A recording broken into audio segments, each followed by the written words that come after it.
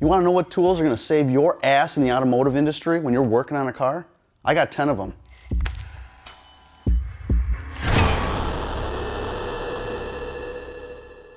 Right here is an engine. I don't know if you know what's inside or outside, but it's mostly acid and oil, things that'll fuck up your hands real bad. Now you're going to go home and you're going to talk to your male or female partner into doing some stuff with their fingers or your fingers or mouths or whatever.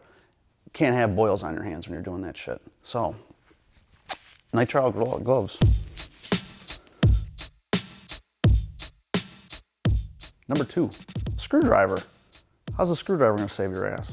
Well, some people don't have stethoscopes or electronic ears in their home garage, but they do have screwdrivers. And having a long one really helps because, hey, there's 5 pulleys on this car. One of them is making a lot of noise. I don't know which one it is. I'll just replace all the parts. No, can't do that. Take a long screwdriver, stick it in your ear, put it near the pulley, and you find the one that has the most vibrations, and that transfers right in your eardrum and then right in your brain, and then your brain says, hey, it's that one. Take these gloves off. There's perspiration. I can't act with perspiration. Just come on. Well, I guess that'll work. Just, okay. I don't know what you're doing, but it kind of hurts. What are you doing? What are you doing? Number 3, magnets. Flexible, extendable, amazing. You ever drop a keyway for a crankshaft down somewhere in the engine? You couldn't find it, can't pick it up. Just take these things and woo, pick them up that way. Other thing, did you ever drop a bolt in a giant tub of antifreeze or oil? Magic. That's how these things saved my ass a couple times. Number 4, nipple twisters? Nah, curved hose pliers. These things are amazing. So, you ever taken a sensor off in a really tight place? Oh, wow, how'd I do that? Amazing. These things are awesome. Number 5, the hook. This thing, you can buy these professionally made. I made this out of an old screwdriver that someone threw out. This thing will get you out of a lot of trouble. You can use it to pry things, but what I use it mostly for is taking off hoses, all different sizes. Get it right in between that hose, lube it up a little bit, and that hose comes right off. It's amazing.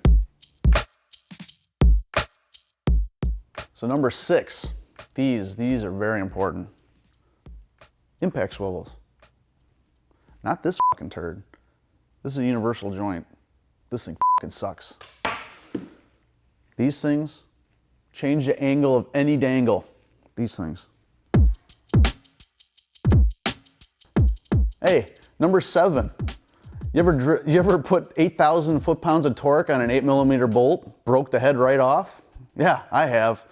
That's why we need reverse drill bits. They spin the opposite direction and cut. So when you drill into it, it comes out. It's amazing.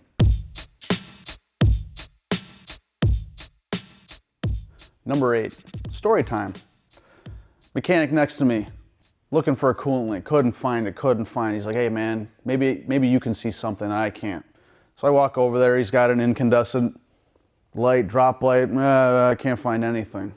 So then I pulled out the light of Christ, and I could find everything he couldn't see. It's amazing what a good light will show you. At home, in the bedroom, boy, things change.